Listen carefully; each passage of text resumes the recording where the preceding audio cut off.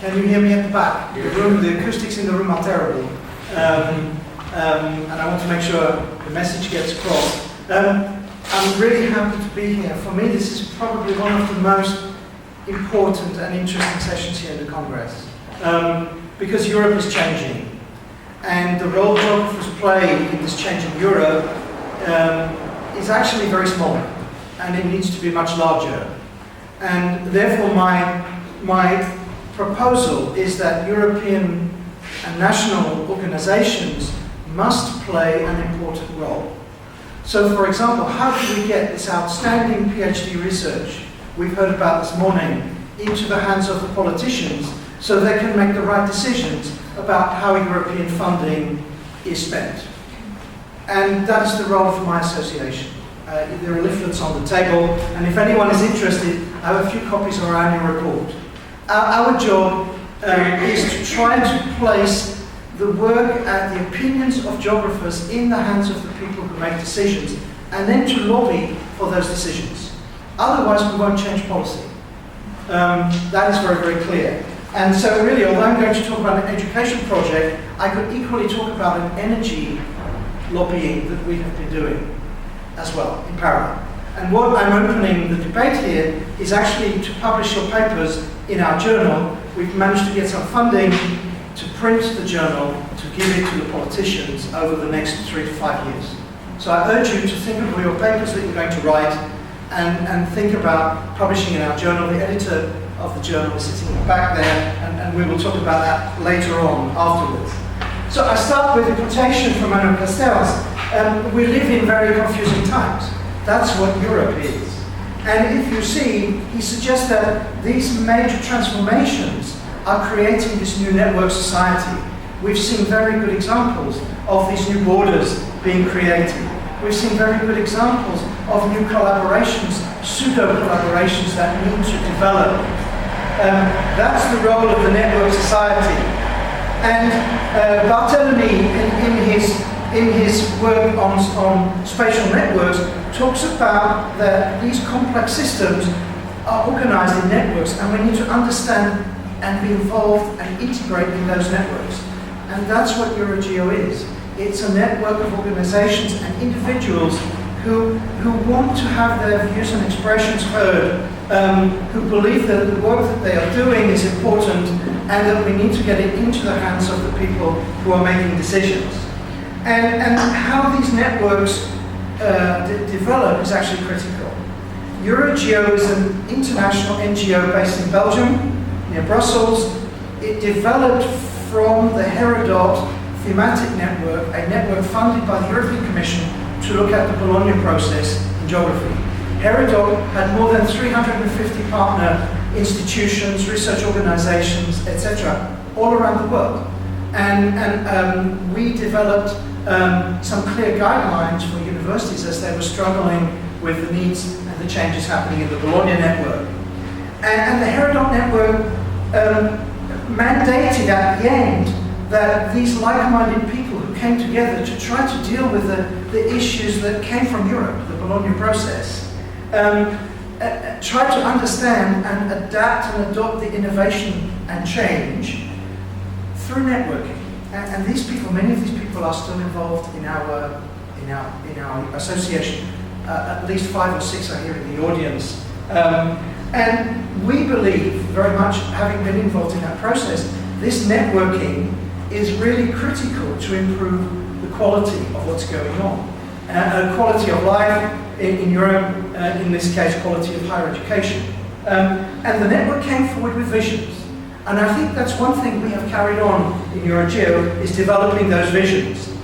We are a participative institution in the Council of Europe, which means we have access to the politicians.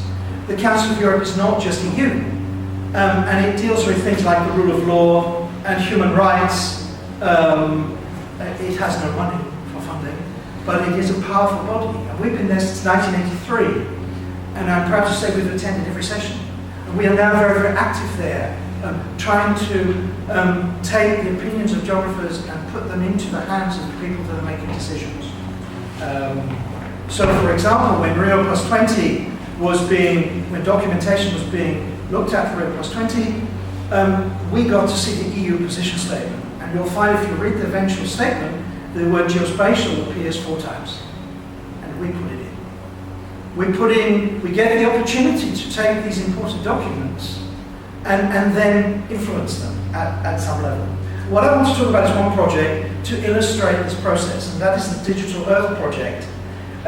Looking at some of the European societal challenges in open data, open governance, and this harmonization process that we've already heard about, and Europe 2020, the thing that is very clear to us is that geographic information is absolutely vital.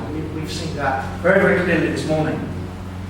And at the same time, there's this strong technology, ICT push coming, because there are real dilemmas facing Europe, lots of dilemmas. And geography has the ability to solve some of them, I believe. And not just in our case, we decided to look at the education, training, learning, and careers perspective in Europe. And we did this through a project called DigitalEarth.eu network. Europe said the Commission said in 2009 that Europe needs to scale up its educational uses of ICT for the future. You know, the digital agenda led by Mrs. Cruz. That is our saving grace. So the Commission are led to tell us that we need to get our ICT and our education about ICT in order. So at the same time, the DG, Director General Education and Culture, said launched an initiative called New Skills, New Jobs. Lots of young people unemployed, 50,000 geospatial jobs not filled. That's our research suggests that. We don't have full data. But the Commission is unaware that actually the word geo exists. And I was in the office of Mrs. Cruz the day the Environment Agency launched their website, Eye on Earth, based on geospatial technology and environment, and she wasn't aware of what was happening in the building next door. So our role really clearly has to be to inform and advise politicians about the importance of geo. So we established a project called Digital Earth. It tries to connect the world of geographical education to the needs of European society based on the premise of Buckminster Fuller. He had this vision that digital data would be available freely anywhere, then taken on by former US Vice President Al Gore, who imagined a young person sitting down at a computer in their own house being able to take data from anywhere. This is 20 years ago. And of course it's here. We know this geospatial revolution is with us. Our project is a network, like some of the other networks we've heard about, 89 partners, 23 countries, and a huge range of different stakeholders. And I want to look at the outcomes and then look at the political process and then look at associations, why they're important. The project has introduced some geographical concepts into the agenda. We've coined the term geographic media as opposed to GIS. GIS is scary for educationists. Geomedia is actually more relevant because geographic information is hyperlinked and it's multimedia. It's 3D, it's real time. So geomedia, we think, is a better term. And it seems to be like the researchers have picked it up. And if you look at geomedia and look at the citation index, you'll find quite a lot of terminology. We're trying to papers referring to this. We've also coined the term spatial citizenship in a parallel project, whereby the citizenship has a spatial component. We spoke about this yesterday in the education session there. Our project aimed to create an infrastructure of centres of excellence who could support others in the use of geographic media, in particularly education. National education systems are unable to cope with the rapidity of change of technology. They can't implement curriculum and programs fast enough because the technology is changing almost before they've done it. It takes 4 to 5 years to implement a new curriculum, to start to implement it. Finns are doing it right now, and they have 3 years preparation. So the technology, what was technology like 4 years ago? If you think back, remember back that far, you know, we're used to it. But the pace of change is also accelerating. So we needed to set up an alternative infrastructure, just like border infrastructures, these pseudo-infrastructures that are happening. and to raise awareness amongst politicians and to connect to the European perspectives. So we were talking about geomedia, we were talking about spatial thinking, and we were talking about spatial citizens. And we have a project, EU funding, called Educational Spatial Citizenship. So EUGEO, if we look at associations, is positioning itself at the frontiers of innovation. We're trying to create new terminology, bring new ideas, trying to connect people together, trying to do research, development, and then put those ideas into the hands of the people ultimately who make the decisions. And maybe not even the politicians, but certainly their advisors of the group. We actually have 7 or 8 projects going on right now, all with a geo perspective. I want to talk about this concept of centres of excellence very briefly. I think this is one very good way of how to implement where difficulties of when things are changing so quickly and the system cannot change. We are attempting to experiment with this idea of centres of excellence. We have 17 digital Earth centres of excellence in 14 countries. These guys are already doing wonderful things, but nobody told them they're fantastic. And we've told them they're fantastic. And what is happening is those who were quite shy in their own corner, working away quite feverishly, often not accepted in some ways in their own institutions because they're a bit different. All of a sudden you see them grow and develop. So last week I was in Switzerland at the launch of the Swiss Centre of Excellence with the Swiss Minister of Education, with the Swiss Minister of Industry, with 35 companies that this centre is connected to, since we told them they are good. With some kids who did some most fantastic geospatial analysis, 14-year-olds, in 1 week they went from 0 to going out and analysing some of the spaces out there. These people are already doing wonderful things. They can then become the influencers at the national scale. And that influence is really important. Building these pseudo-organisations, these infrastructures that can cross borders. Our job is to try to connect them and to share innovation and change. There are our centres right now. We're missing some gaps. We're looking for an Italian centre. Yeah. If you know somebody, we would love to talk to them. We're applying for lots of funding with this incredibly innovative group. As I said, this is one example. And Digital Earth has really got into influencing politicians. Mrs. Cruz doesn't ignore my emails these days. You know, we've connected her with the leading industrialists in the world because she wasn't aware that 500,000 people are employed in Europe in geospatial technology. In fact, the word geospatial technology is not in the employment agenda. We are trying to push to get it in there. There's never been a CEDIFOP study on geospatial. So we don't actually know how many people are employed and how many jobs are missing. What I can tell you is in some countries, students never finish their degrees because they're snapped up by companies and businesses because there's a real shortage of people in these areas. And that industry is growing 7 to 10% a year. And our Digital Earth group, we have a really strong future of lots of projects, lots of new developments. We have 3 new funded proposals. We've got a whole string of ideas. This is an incredibly innovative group of people.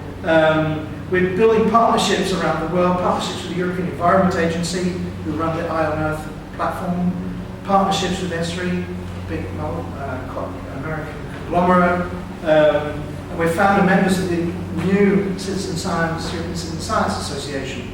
These new things are coming. We're positioning ourselves at the foundations of European innovation, things that are happening. And that positioning is really what I want to talk about and conclude with. I've got 4 things I want to say, 5 things. First of all, the positioning of geography. Secondly, Europe 2020, we heard a little bit about it. I'm going to say the same thing. Thirdly, about the dynamics of innovation and change.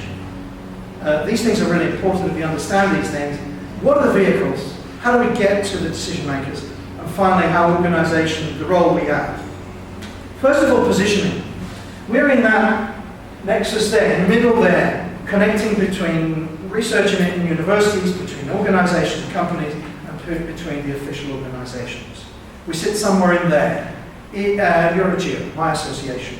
We're in the business of knowledge transfer, taking those critical innovations that are out there and promoting and proposing them. If you look, I'm sorry for the loss of some of the text. It's a standardization question between different systems. Ekowitz and Leersdorf talk about the triple helix model. They talk about the places where organizations like our associations need to be. And they talk about the links between academia, the state, and industry. And that together we need to cluster if we are going to have the opportunity to influence and to make the sorts of changes we believe in happen. And that's why I think this session is so important. And I think the people here are really important because we actually need to be closely networking.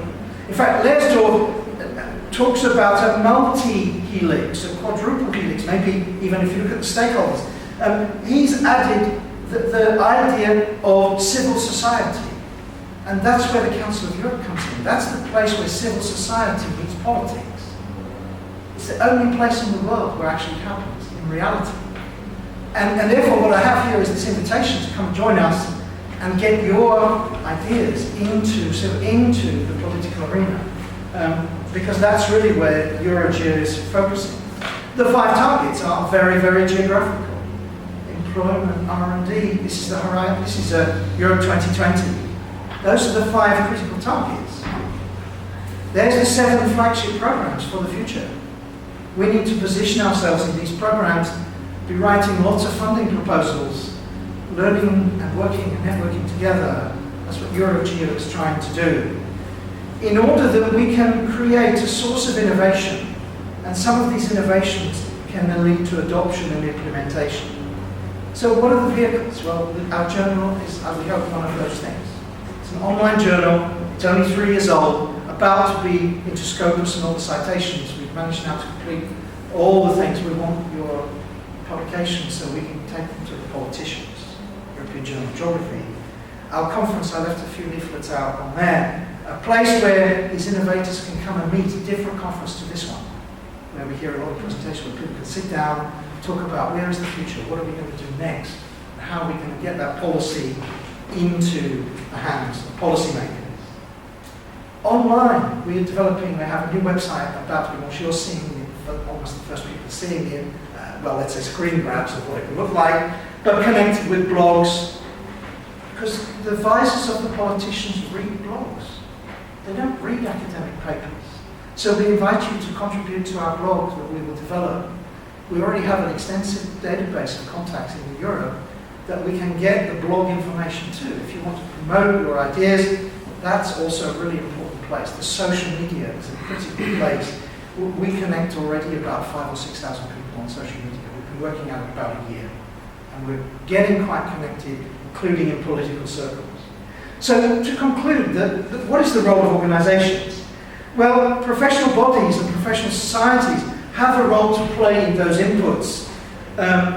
We can provide lots of volunteers and people and workers. We can provide, and we need to get access to funding. We have knowledge. Geographers are really doing incredible things. We need to transfer that knowledge from the left-hand side to the right-hand side, where we create the incentive to innovate. The role of organizations like EUGEO, like EUGEO, is leadership. And that's really what's lacking. Where is the geographical leadership in Europe? I've raised this question to major societies already. Where is that leadership that is going to take the voice and the research of geographers into the political domain? And that's what we are starting to try to do. We want to work with as many other organizations who want to come with us to enable that change. So it's about building this cross-border and border organization, which has 4 characteristics: shared values. We all believe in geography and the importance of geography. I think that's a great shared value. We need to establish a common set of events. I hope this will be the starting point, and that we can start to look where we're going to be next. Where is this group going to come together next so we can take these ideas and push them forward? We need to look at collaboration and obviously matching funding. And then to build some sort of commitment to what we believe in. And that's why we're here actually, is to get these cross-border things going. So in conclusion, Varga and Parag in 2009, talking about academic knowledge, say that their research results indicate the quality of international network connections is the critical thing for academic knowledge transfer. That's actually what we're lacking in the research, European higher education research area. The knowledge transfer is minimal. The European Commission have identified that. And so if we are going to meet the expectations of Brussels, we're going to need to move, as they say, into the position from which researchers enter international networks and create the level of knowledge such that it can then be introduced into the real world. EUGEO is trying to break down those boundaries by starting to work in the political arena and really opening the door to encourage other NGOs, research organizations, institutions, universities, individuals to come and join us as part of that process. Thank you very much.